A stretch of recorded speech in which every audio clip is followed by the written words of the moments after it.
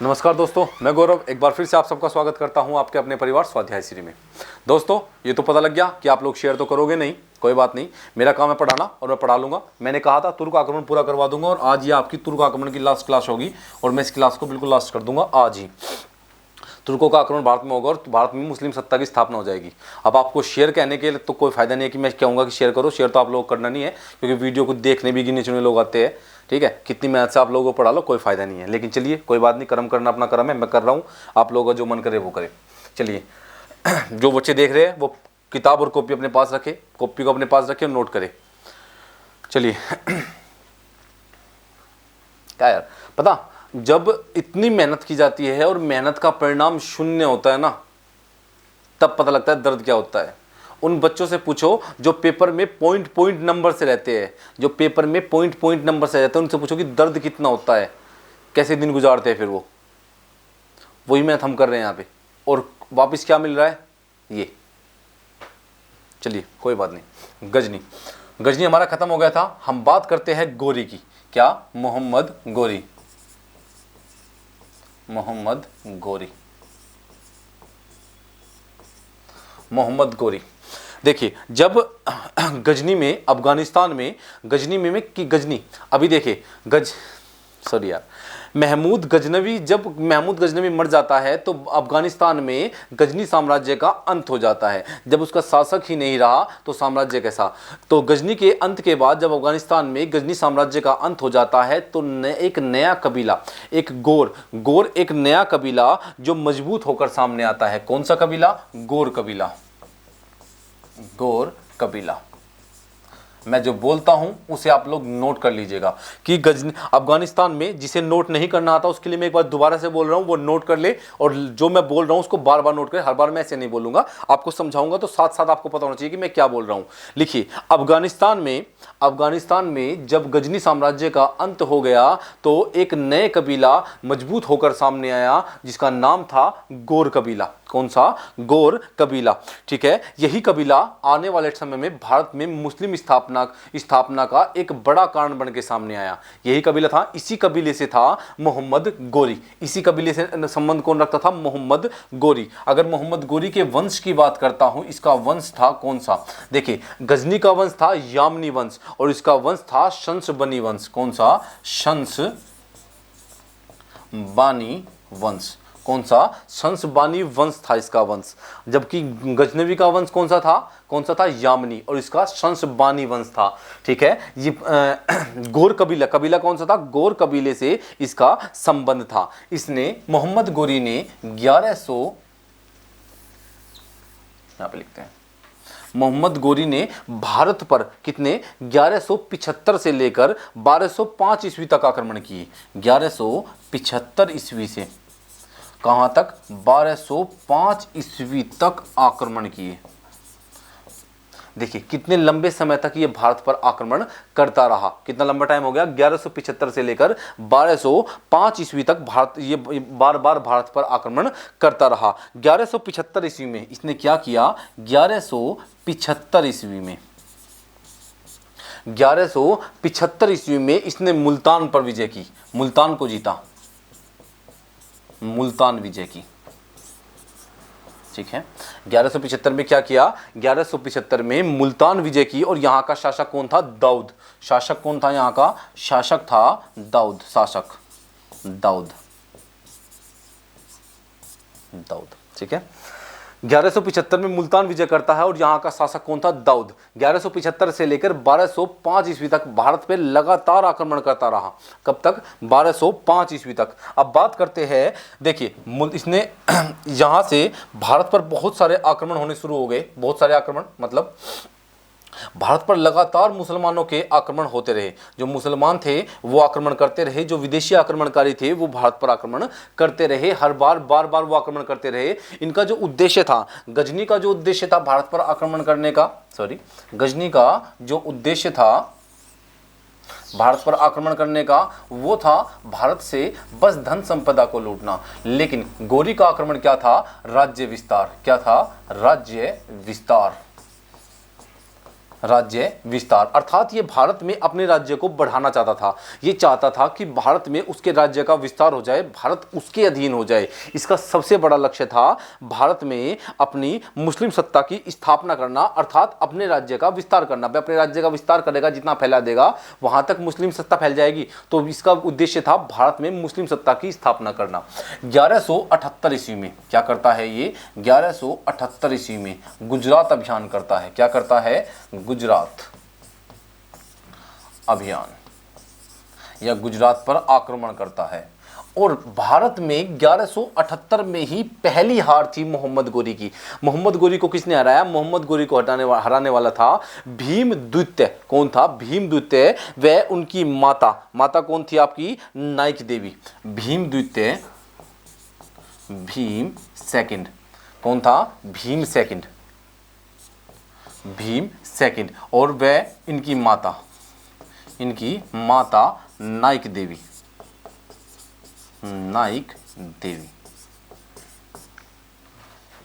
ने हराया। गोरी की पहली हार, गोरी की भारत में पहली हार।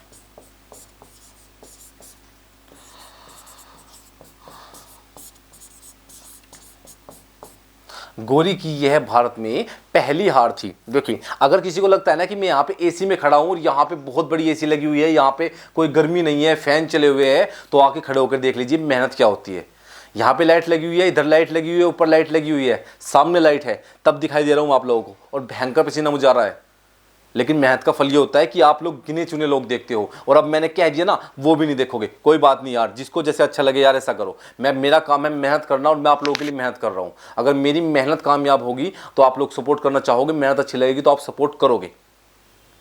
चलिए ठीक है। अब देखिए, भीम प्रथम व उसकी माता नाइक देवी ने किसे हराया? गोरी को। भारत पर आक्रमण किया था 1175 में। 1178 में पहली बार आक्रमण किया, 75 में कहां पर आपको दाऊद को हराया। कहां पर हराया बताइए आप लोग? कहां पर आया? मुल्तान में। मुल्तान को जीत लिया। उसके बाद 1178 में भारत पर आक्रमण कर देता है गुजरात में, लेकिन यहां पर भीम द्वितीय था। याद करिए, भीम प्रथम को हराया किसने था?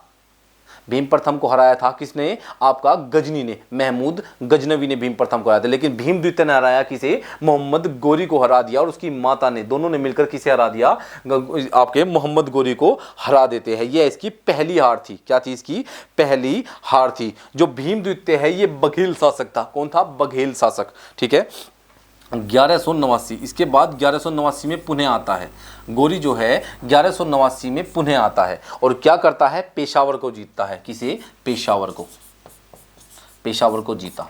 भाई जीतेगा ये, क्योंकि भारत में मुस्लिम सत्ता का संस्थापक है। ये भारत में मुस्लिम सत्ता की स्थापना की है इसने ही अपने गुलाम को सब कुछ जीत के दिया था। इसने ही भारत में मुस्लिमों की सत्ता थी उसकी स्थापना के लिए एक मजबूत रास्ता तैयार कर दिया, और रास्ता सारा खोल दिया कि जाओ और भारत को लूटो और वहीं पे शासन करो, उनके लोगों को मारो और वहां के लोगों को मुसलमान बना दो। यही था इनका उद्देश्य। ठीक है। अब 1178 ईस्वी में गुजरात पर, 1189 ईस्वी में पेशावर को जीता, 1181 ईस्वी में फिर से आक्रमण करेगा। ये लगातार भारत पर आक्रमण करता है और लाहौर को जीतता है। कहां पर? लाहौर को। फिर से लाहौर जीता, लाहौर जीत लेता है। इसके बाद 1189 में फिर से भटिंडा को जीतता है। किसे? भटिंडा को। 1189 में भटिंडा जीता। देखिए ये कहां तक लगातार लड़ता रहा, 1175 से लगा और 89 तक आ गया, कितना कुछ नहीं जीत लिया। बस एक हार हुई गुजरात में। कहां पर? एक हार इसकी हुई गुजरात में, और कहीं पर भी ये नहीं हारा। अब इसके बाद क्या होता है? 1100 इतिहास का सबसे महत्वपूर्ण युद्ध। कहा जाता है कि यही युद्ध था जिसके बाद भारत में मुस्लिम सत्ता की स्थापना की नींव रखी गई। इसी युद्ध के बाद जब 1191 का युद्ध हुआ, 1191, जिसे बोलते हैं तराइन का युद्ध। तराइन का युद्ध, ये युद्ध प्रथम युद्ध था। तराइन का प्रथम युद्ध था। देखिए कहा जाता है कि जब मोहम्मद गोरी ने भारत पर आक्रमण किया तो दिल्ली के सम्राट कौन थे? दिल्ली के सम्राट थे पृथ्वीराज। कौन? पृथ्वीराज। ये पृथ्वीराज चौहान थे, इन्हें पृथ्वीराज थर्ड कहा जाता है। ये पृथ्वीराज तृतीय थे। ठीक है ना? पृथ्वीराज तृतीय थे। ये ठीक है, और आप इन्हें कह सकते हो पृथ्वीराज चौहान। ये चौहान वंश से थे, लेकिन ये पृथ्वीराज तृतीय थे। आपसे एग्जाम में पूछ लेता और यहीं पर गलती करते हैं हम लोग, पृथ्वीराज चौहान आंसर लगाते हैं और ऑप्शन में दिया रहता है वहां पर पृथ्वीराज तृतीय। हमें तृतीय को लगाना है, अगर पृथ्वीराज चौहान दिया है और तृतीय दिया है तो तृतीय के साथ जाना है, क्योंकि ये पृथ्वीराज तीसरे नंबर के पृथ्वीराज थे। इनका शासन था दिल्ली पर और मोहम्मद गोरी दिल्ली पर आक्रमण कर देता है। अब क्या हुआ, तराइन के युद्ध में, तराइन के युद्ध क्षेत्र में इनकी युद्ध होता है पृथ्वीराज चौहान, पृथ्वीराज तृतीय, पृथ्वीराज चौहान प्लस किसके बीच, गोरी के बीच, किसके, गोरी के बीच। यहां पर हार होती है गोरी की, गोरी हार जाता है। गोरी क्या होता है, गोरी हार जाता है, हार जाता है। लेकिन हमारे हिंदुस्तानी, हमारे जो भारतीय हैं, उनकी सबसे बड़ी गलती थी कि वो दुश्मन को हराकर उसे मारते नहीं थे। क्योंकि आप एक बात बताइए, अगर एक पशु या कोई सा भी जानवर, मैं ये नहीं कहता कि मैं जानवर हत्या के साथ हूं, क्योंकि मैं तो खिलाफ हूं किसी भी जानवर की हत्या से, लेकिन अगर कोई पशु इंसानों को मारने लगता है, नरसंहार करने लगता है, मतलब इंसानों को मारने लगता है, कोई पशु मान लो शेर है और हम उसे छोड़ देते हैं, तो वो बार बार इंसानों को मारता रहेगा। या ये पशु के समान ही थे, ये जो मुसलमान आक्रमणकारी थे, ये पशु थे, इनके लिए इंसानियत नहीं थी, इनके लिए इनकी कौम प्रथम थी। ये बस अपनी कौम को सब कुछ मानते थे। ये जो मुसलमान थे, जो आक्रमणकारी थे, इनके लिए इनकी कौम प्रथम थी। ये सिर्फ अपने लोगों को इंसान मानते थे और किसी को भी ये इंसान नहीं मानते थे, और सब इनके लिए भेड़ बकरी के समान थे। इनका बस एक ही उद्देश्य था कि ये भारत में आए, भारत के लोगों को मारे, या तो ये मुसलमान बना दे सबको, या सबको खत्म कर दे। इनका एक ही उद्देश्य हुआ करता था।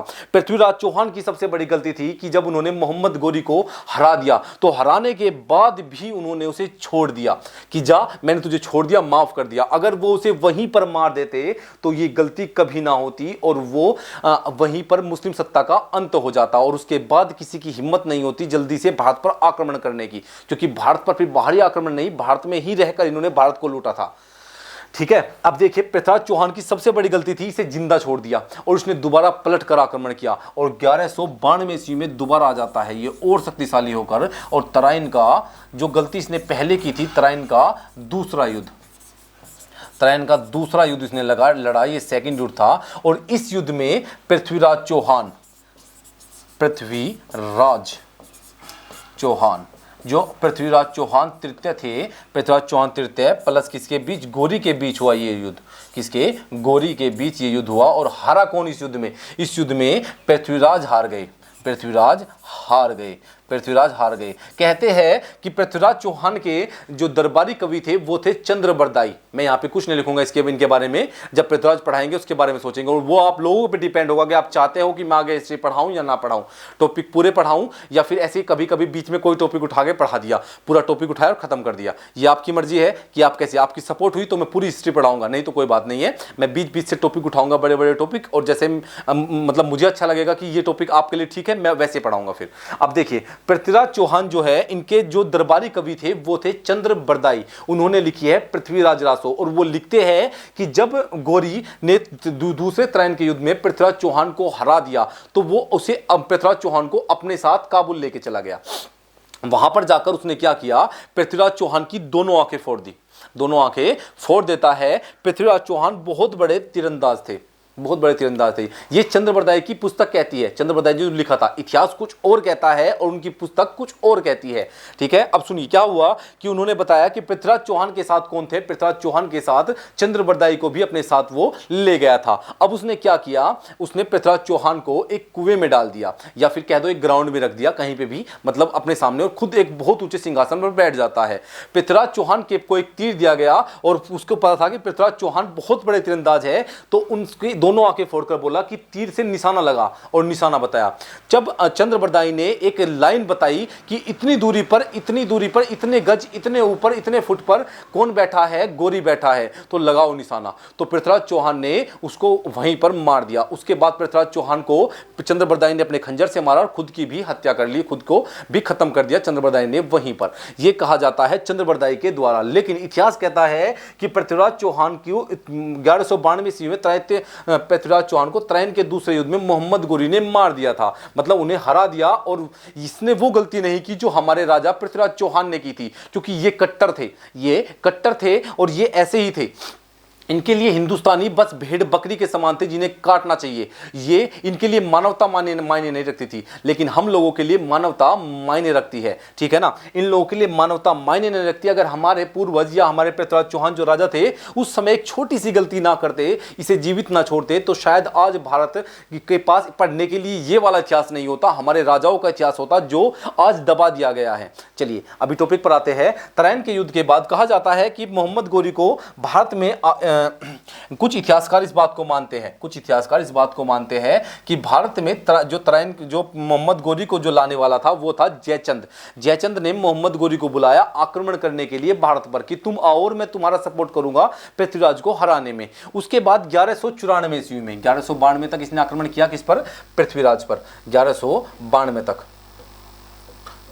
1192, ठीक है, 1192 में हरा दिया। दिल्ली पर किसका अधिकार हो जाता है? अब दिल्ली पर अधिकार हो जाता है किसका? दिल्ली पर अधिकार किसका हो जाता है? मैं दिल्ली के राजा को हरा दिया, गोरी का। किसका? गोरी का। मोहम्मद गोरी का दिल्ली पर अधिकार हो जाता है। उसके बाद 1192 ईस्वी में, 1192 नहीं 94, 1194 ईस्वी में, 1194 ईस्वी, यार गड़बड़ हो रही है, बार बार 92 लिख रहा हूं मैं। 1194 ईस्वी में क्या होता है? गोरी आक्रमण कर देता है। किस पर? गोरी आक्रमण कर देता है। किस पर आक्रमण करता है? गहड़वाल वंश के राजा चंद्रबरदाई पर, चंद्रबरदाई पर नहीं, उस पर गहड़वाल वंश के राजा किस पर आक्रमण कर देता है? 1194 ईस्वी में चंदावर का युद्ध हुआ था, और किस पर? आपका जयचंद पर आक्रमण कर देता है। गोरी, किसने? गोर लिख दिया मैंने, गोरी ने आपका जयचंद पर आक्रमण कर देता है मोहम्मद गोरी। और यह युद्ध क्या कहलाया? चंदावर का युद्ध।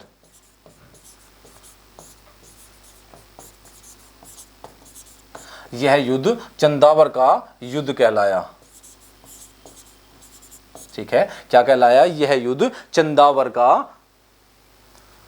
पता नहीं क्या हो रहा है यार, किसका युद्ध कहलाया? यह युद्ध चंदावर का युद्ध कहलाया। और इसमें किसकी पराजय होती है? जयचंद की। जयचंद इसमें हार जाते हैं।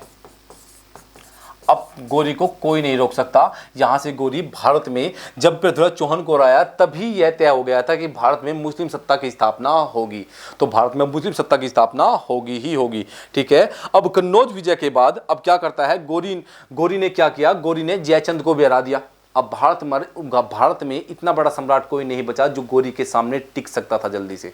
तो गोरी ने उत्तर भारत पर पूर्ण रूप से अपना अधिकार कर लिया। यहीं से उत्तर भारत पर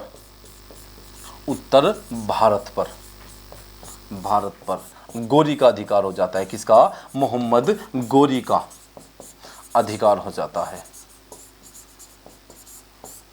ठीक है। यहीं से मोहम्मद गोरी का अधिकार हो जाता है उत्तर भारत पर। और 1194 चंदावर के युद्ध के तुरंत बाद अब गोरी का क्या हो गया?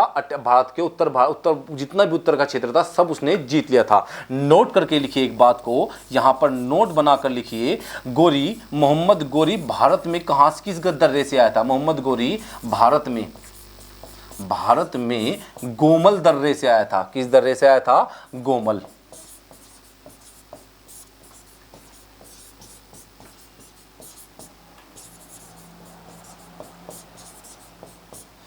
अब ये गोमल दर्रा कहाँ है? गोमल दर्रा अफगानिस्तान में ही है। कहाँ पर? आपका खैबर दर्रा के पास। किस दर्रे के पास? खैबर दर्रे के पास है। भारत पर आक्रमण करने के लिए इसने गोमल दर्रे को चुना था। इसी दर्रे से ये भारत में एंट्री कर लेता है।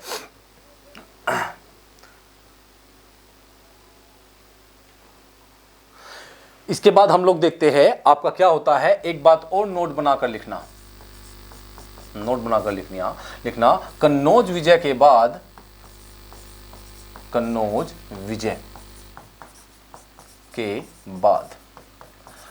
विजय के बाद गोरी सिक्के जारी करता है। क्या करता है? सिक्के चलाता है, ठीक है ना। क्या करता है गोरी? गोरी सिक्के चलाता है। अब ऐसा क्या है कि सिक्कों के बारे में बात कर रहा हूं, देखिए सिक्के के एक तरफ क्या करता है? देवी लक्ष्मी की मूर्ति बनाता है। देवी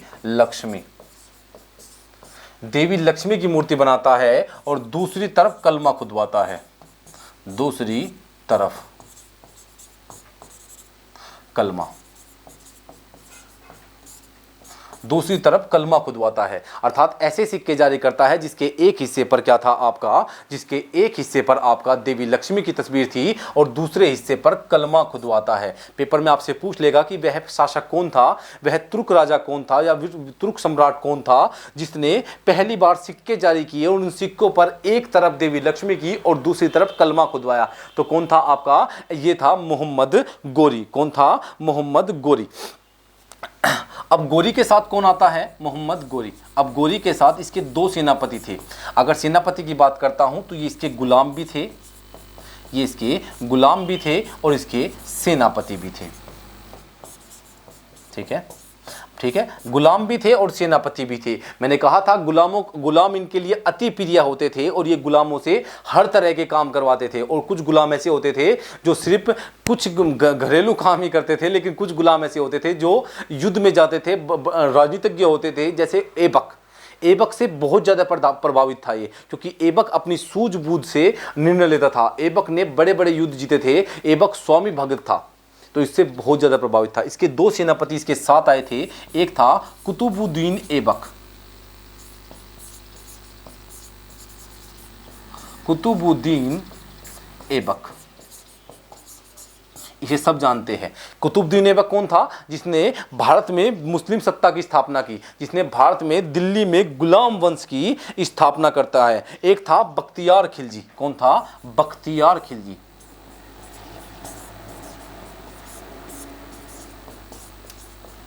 एक था बख्तियार खिलजी। एक हो गया कुतुबुद्दीन ऐबक और एक हो गया बख्तियार खिलजी। दो इसके सेनापति इसके साथ भारत में आते हैं। ठीक है, अब सेनापति खास क्यों हो गए, क्योंकि दोनों सेनापति ने कुछ ना कुछ बड़े काम किए हैं। जैसे भारत में गुलाम वंश की स्थापना और दूसरे ने भारत में और बहुत बड़ा काम कर दिया। उसने तो कुछ ज़्यादा ही महान काम कर दिया था, अभी बता देता हूं मैं। नोट, बख्तियार खिलजी ने, जो ये बख्तियार था,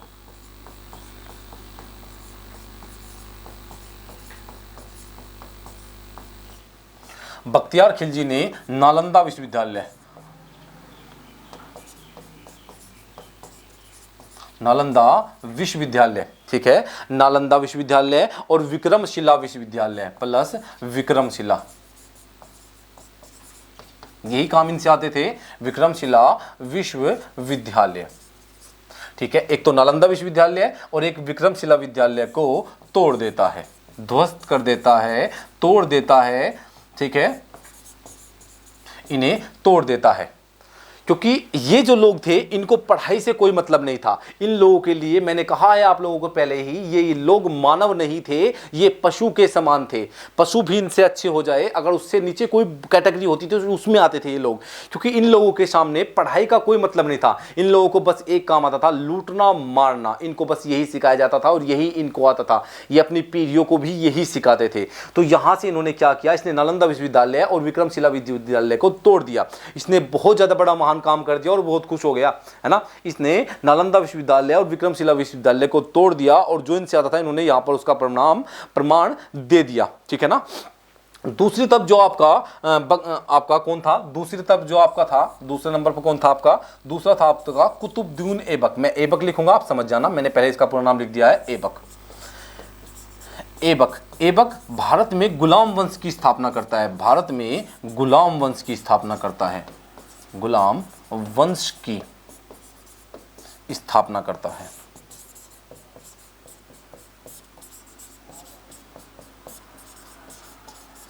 ठीक है, दूसरा क्या करता है, भारत में गुलाम वंश की स्थापना दिल्ली में कर देता है। इसे टाइम लगेगा, मैंने बता दिया दोनों ने क्या क्या महान काम किए। ऐबक ने बख्तियार खिलजी ने तो कुछ ज़्यादा ही बड़ा महान काम कर दिया।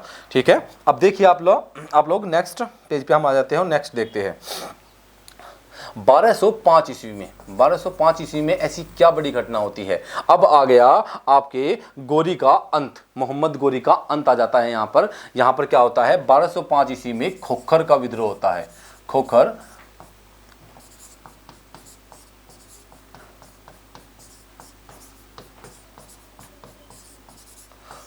जाट जाति विद्रोह थी। खोखर एक जाटों की जाति है, यह जाट जाति थी। खोखर एक जाट जाति है, इसने विद्रोह कर दिया। इस विद्रोह को दबाने के लिए स्वयं चल के आता है, कौन आता है, खुद व खुद चल के आता है मोहम्मद गोरी स्वयं आता है।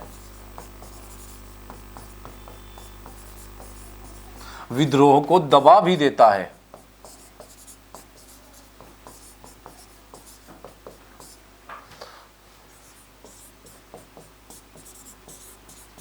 दबा देता है और जाने से पहले भारत का क्या करता है, भारत का अधिकार या प्रतिनिधि, भारत का अधिकार या प्रतिनिधि किसे बना जाता है, भारत का प्रतिनिधि।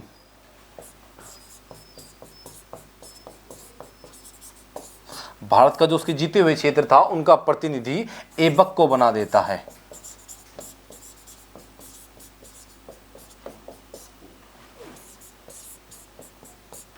अब पता लग गया कैसे लिखना है, जिस पे नहीं लिखा जा रहा था उसके लिए मैंने लिख दिया, ठीक है। ऐबक को भारत का प्रतिनिधि बना देता है, जो उसके जीते हुए क्षेत्र था उन्हीं सभी क्षेत्रों का भारत में ऐबक को प्रतिनिधि बना देता है और जाने लगता है। अब ये क्या हुआ, इसने इस विद्रोह को दबा दिया, चाहे जैसे भी इसने विद्रोह को दबा दिया, लेकिन जाते समय सिंधु नदी के तट पर, गोरी जाते समय सिंधु तट पर,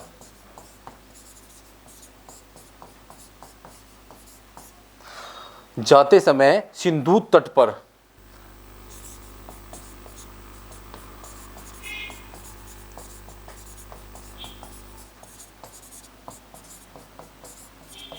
विद्रोह के ही कुछ लोगों के आक्रमण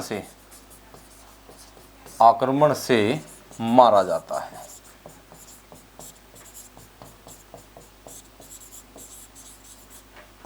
ठीक है।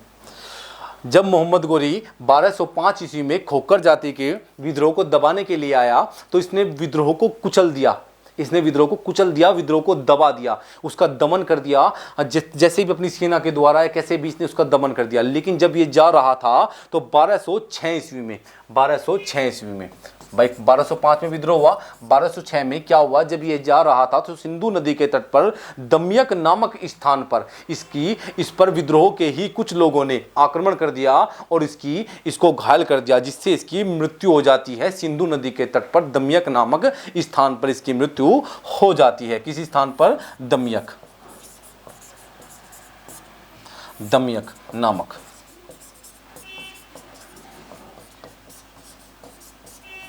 दमयक नामक स्थान पर इसकी मृत्यु हो जाती है। ठीक है ना, क्या हुआ, इसकी मृत्यु हो जाती है। अब क्या हुआ, अब भारत में मुस्लिम सत्ता के लिए बहुत बड़ा रास्ता छोड़ के चला गया। इसने अपने जीते हुए सभी क्षेत्र का जो अधिकार था उसका प्रतिनिधि किसे बनाया था, कुतुबुद्दीन ऐबक को।